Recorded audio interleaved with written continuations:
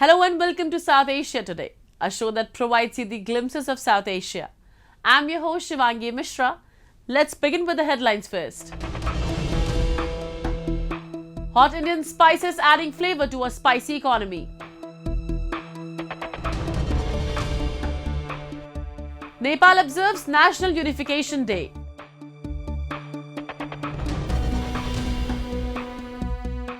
And tourism in shambles in illegally occupied region of Gilgit-Baltistan. Let's begin the show. The enormous growth of the Indian spice market has created a flurry of business opportunities for those seeking high returns on small investments. Stepping up their marketing initiatives, the leading spice producers are also coming up with innovative products. Since the COVID-19 pandemic, demand for Indian spices has increased, even more due to their immunity-boosting effects. Their continually increasing demand is spiking the Indian spice market. Take a look. Turmeric, coriander, garam masala, black pepper, and red chili. These spices, among many others, play a vital role in Indian cuisine, adding unique flavors and tastes to food and drink. The traditional spice box, known as a masala daba, is one of the necessities in an Indian kitchen. A masala daba typically comprises several small metal cups, with each containing a particular spice. Indian spices are used in a variety of products, such as sauces, bakery goods, frozen foods, beverages, dressings, packaged foods, and many more throughout the whole world. About 75 of the 109 varieties of spices listed by the International Organization for Standardization are produced in India, a country famous for its spices. I think we will be touching an annual growth between 10 to 12% very soon, and the Indian government has they have a target to touch about 19.5% annual export sales. So we can, be out there in the global market as a Make in India brand. In India, the production of different spices has increased significantly over the past few years. According to a report by the Government Trust India Brand Equity Foundation, 10.88 million tons of spices were produced in 2021 to 2022. Many of these spices are exported from the country to numerous nations worldwide. India exported spices and spice-related products to 180 countries during 2020 to 2021. China, the USA, Bangladesh, Thailand, UAE, Sri Lanka, Malaysia, the UK, Indonesia, and Germany were top destinations for Indian spices. And more than 70% of all export revenue in 2020 to 2021 came from these markets only. Since the COVID-19 pandemic, demand for Indian spices has increased even more due to their immunity-boosting effects. The export of spices registered an all-time high in volume and value during 2020 to 2021, growing by 17% in US value terms and 30% overall. Their continually increasing demand is spiking the Indian spice market. बहुत अच्छा perform कर रहा है. हमारे मसाले दुनिया भर के देशों में जा रहे हैं, स्पेशली अमेरिका में बहुत मसाले जा रहे हैं. हमारे मसालों की क्वालिटी इतनी बढ़िया है कि ज़्यादातर देशों में उनका इंपोर्ट है. The enormous growth of the Indian spice market has created a flurry of business opportunities for those seeking high returns on small investments. Stepping up their marketing initiatives, the leading spice producers are also coming up with innovative products. With the heavy investment in social media platforms, the market players are engaging with customers to comprehend their demands and tastes. Industry experts believe that India has maintained the appeal of its spices and will remain the leading producer for several years. Moving on. Nepal observed National Unity Day, which marks the birth anniversary of the late King Prithvi Narayan Shah, as he united the Himalayan nation, which was earlier divided into factions and small states. The newly formed government granted a public holiday on 11th January, which was halted following Nepal's transformation into a republic in 2008. Have a look. Nepal observed National Unification Day, which marks the birth anniversary of the late King Prithvi Narayan Shah, who is also recognized as the founder of unified Nepal, as he integrated the Himalayan nation, which was divided into factions and small states. With the political change in 2006 and the subsequent abolition of the 239-year-old monarchy, the tradition of grand celebrations on Prithvi Jayanti discontinued. The newly formed government of Prime Minister Pushpakamal Dahal earlier this week decided to give a public holiday on 11th January. During the occasion, hundreds of pro-monarch supporters gathered in front of the Singh Darbar to mark the occasion. यो एकदम सराहनीय कुरा हो। हामी संयुक्त खस क्षेत्रीय नेपालको परिवार हौ र हामी यो परिवारले सधैँभरि वर्षेनी प्रिथी जयन्ती मनाउँदै आएका छौं र अहिले जुन सरकारले जुन निर्णय गरेर सम्मान गरेको छ यो एकदमै सराहनीय कुरा भन्ने हामी लागेको छ। Various programs are being organized across the country to mark the 301st birth anniversary of late King Prithvi Narayan Shah, the unifier of modern Nepal. Meanwhile, on the occasion, Nepal President Bidya Devi Bhandari also paid tribute to the Prithvi Narayan Shah statue installed at the entrance of the Singh Darbar Nepali Administrative Complex. Prithvi Narayan Shah राष्ट्रको प्रतीक हुनुहुन्छ, राष्ट्रिय एकताको प्रतीक हुनुहुन्छ। उहाँले नै यो आर्यको मुलुकको 2400 2200 विभिन्न टुक्रामा विभाजन भएको राज्यलाई एउटै सूत्रमा एउटा मूल धारामा ल्याउने जुन कार्य उहाँले गर्नुभएको छ, त्यसकारणले यो उहाँको देनको कारणले पनि हामीले उहाँलाई चाहिँ मनाउनु पर्छ, सम्झाउनु पर्छ भन्ने हाम्रो मान्यता हो। Even after the promulgation of the Republican Constitution in 2015, calls to commemorate the Shah's contribution grew louder, which in 2018 made the president begin attending the event in front of his statue. Now let's take a look at a few happenings in Asia in a segment called Asia Watch. Japanese company JCB has launched a new variety of credit card in Vietnam. This allows customers to select from a variety of 12 card designs including a happy cat, sushi, sumo, tea set, orizuru and more. The first credit card of JCB International was launched in 2011 in Vietnam.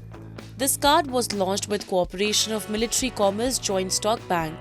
Marking the launch, an event was held where Yoshiki Kaneko, president of JCB International, and Wu Trang Trung, head of digital marketing Military Bank, addressed the audience and emphasized on how JCB International respects and tries to serve the Vietnamese market.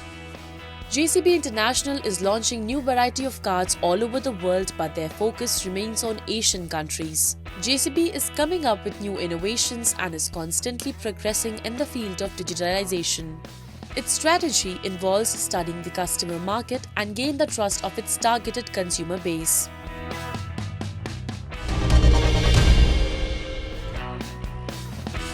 Colombians took to the streets in the annual Blacks and Whites Carnival, celebrating diversity in the southwestern city of Pasto.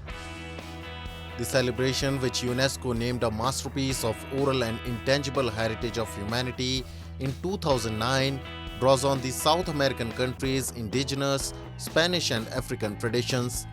Despite its name, which invokes the ritual of wearing black and white clothing to symbolize unity and equality, the carnival combines vibrant colors and music to celebrate ethnic and cultural diversity. On the Day of the Whites, artists put together a 6-hour parade featuring colorful outfits. On the Day of the Blacks, the participants are encouraged to paint their faces black to commemorate the liberation of slaves.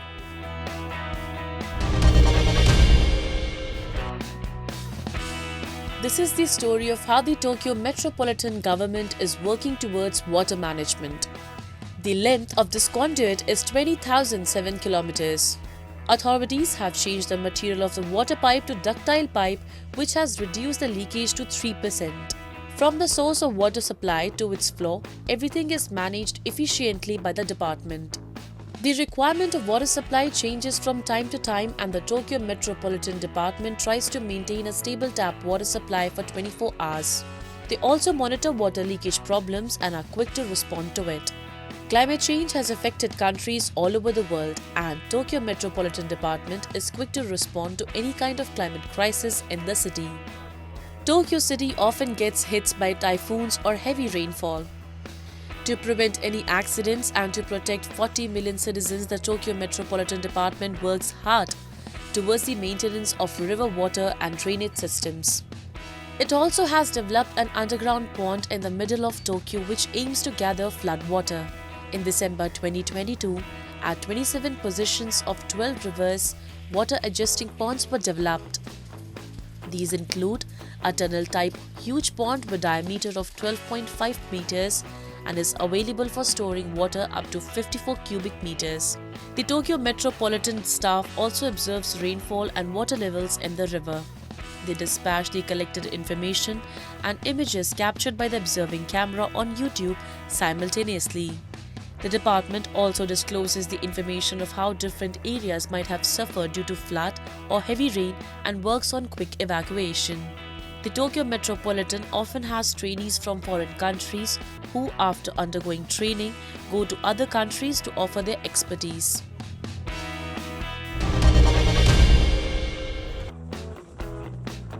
Taiwan's armed forces conducted anti-aircraft landing drills to showcase its defense capabilities ahead of the Lunar New Year holidays. Enemy troops in the exercise could be seen emerging from landed helicopters and taking positions at an army base in Taiwan's southern city of Kaohsiung, while defending troops fired in response from armored vehicles and attack helicopters. The routine drills come amid heightened tensions and renewed threats towards Taiwan from China. Taiwan's defense ministry said it had detected 57 Chinese aircraft near the island in the previous 24 hours, including 28 aircraft that flew into Taiwan's air defense zone, and condemned China for holding its second military combat drills in the area in less than a month.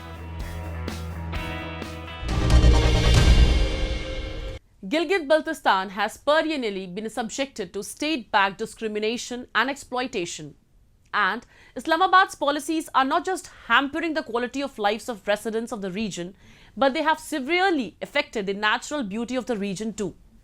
Indiscriminate exploitation is pushing the region into an irreversible space of deprivation. We have a report. Blessed with abundance of natural beauty, Gilgit-Baltistan is one of the most captivating places to visit on earth. If the tourism potential of the region is tapped, then it can alone meet all the economic needs of the local population. The tourism industry is facing a downturn in a place like Gilgit-Baltistan due to Pakistan's discriminatory policies. The region lacks infrastructure to make the tourists comfortable. मौसम सरमा में भी हम देख रहे हैं कि सियाहों की बड़ी तादाद इस इलाके की तरफ आई है, लेकिन एक दो चीज़ें यहाँ का, एक जानिब जो रोड की जो हालत है वो कुछ बेहतर ना होने की वजह से यहाँ आने वाले सियाह परेशान है। तो दूसरी जानिब अगर मैं पीटीडीसी के जो होटल है उनकी अब बात कर लूँ तो पीटीडीसी के जो होटल है वो साबिका जो हुकूमत थी उसके दौर में वो बंद हो चुके हैं। तकरीबन 2 सालों से जो मुलाजिम है वो भी बेरोज़गार हैं और वो होटलों की बंदिश की वजह से जो सियाह इस इलाके की तरफ आ रहे हैं इनको भी मुश्किलात का सामना है। मेरी जो टूरिज़म का जो डिपार्टमेंट है उनसे मुतालिबा होगा कि वो फौरी तौर पर ये जो होटल है इनको खोल दे ताकि यहाँ आने वाले सियाहों को रिहाइश के हवाले से जो मसाइल है वो कम हो सके। Poor road connectivity, lack of accommodation and communication facilities are troubling the domestic and foreign tourists who are flocking to the illegally occupied Gilgit-Baltistan region in the peak season. But to its dismay, neither the government nor the authorities are interested in the region's infrastructural development. It's quite ironic that even after being the hub of hydropower generation, the region suffers long and persistent power outages. Authorities that work under the command of Islamabad have been able to do nothing so far to get the region out of this situation. एक तरफ तो हम देखते हैं बर्फबारी हो, अल्लाह की रहमत है, फसलों के लिए बेहतर है, और दूसरी तरफ देखें तो ये पहाड़ी इलाका है। यहाँ पे जब बर्फबारी होती है तो सर्दी में भी इजाफा होता है, साथ फिर पानी की कमी होती है। जब पानी की कमी होती है तो यहाँ बिजली जो है, जितने हमारे पावर हाउस है वो पन बिजली के हैं, वहाँ से इनकी सप्लाई जो होती है वो बिल्कुल कम होती है। तो बिजली भी ना हो, साथ फिर अगर हम लकड़ी की बात करें तो कारखानों में हम जाते हैं, फी मन 1100 रुपये पे पहुँच गई है, लकड़ी भी महंगी है। दूसरी तरफ फिर LPG की आप बात करें, आए रोज वहाँ पर भी फिर रेट इजाफा होता है। If developed properly, Gilgit-Baltistan would have been figuring high on tourist itineraries today. Unfortunately, poor roads, unavailability of the internet, and lack of electricity have only turned Gilgit-Baltistan into a neglected, backward, and poor region of South Asia.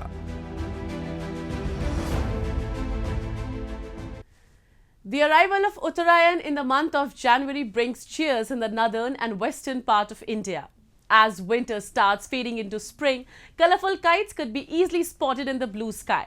Celebrating the season, every year the International Kite Festival is organised in Ahmedabad city of Gujarat, which is the hub of kite manufacturing in India. Have a look. Kites and kite flying all over the world have common denominators of fun, history, tradition and art.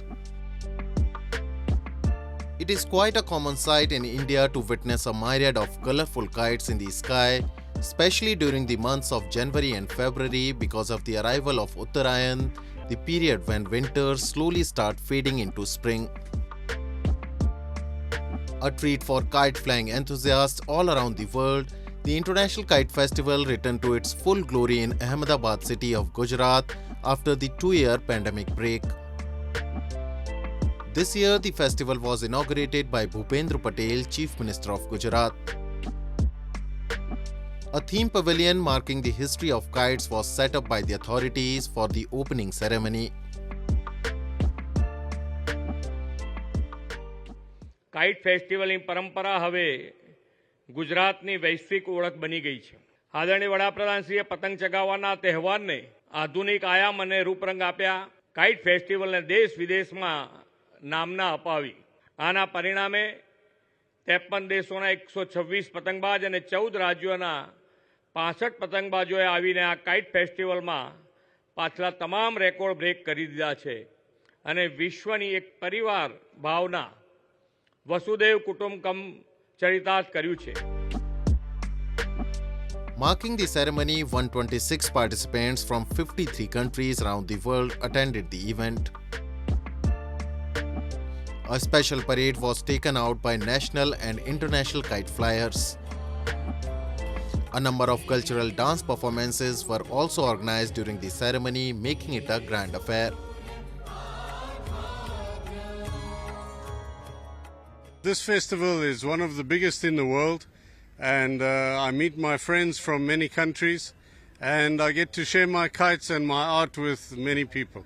It's a very big celebrate, have a good color and a lot of different people, and I think that it's one of the best festival in the world, because we go in different festivals, but maybe in India more joy, more fun, more color. Yes, it's very pretty. Kites gathered at the Sabarmati riverfront in Ahmedabad with their colorful and unique kites that adorn the sky. Organized by the Gujarat Tourism, this year's theme for the festival was the G20 theme of One Earth, One Family, One Future. We have 2 kites of G20, We have also a group of kites that look like different girls. They are so pretty. And we have a mola. It's a traditional art of our country, or even in South America. Apart from Ahmedabad, international kite festivals are also being organized at different cities like Surat, Vadodara, Rajkot, Dwarka and others. In Vadodara city, kiters gather together to fly colorful and unique kites. Locals were thrilled to attend the festival. For me, the importance is to make to give a smile on the kids' faces. Yeah. We are living difficult time with COVID and everything, and for me, if I fly my kites, they look and they smile. That's for me precious. I feel much better now. I was trying my best to hold the spirit and to continue flying even during the pandemic, flying indoor, flying in my home, flying in my room. And I'm very happy that we are back again on the kite fields and do all these very good festivals. It's a great pleasure for me to be here in India. This year's festival was organized to promote India's G20 presidency. Gujarat is the hub of kite manufacturing in India. The industry in the state has increased from 10 crores to 625 crores in 2 decades and employs around 1.3 lakh people.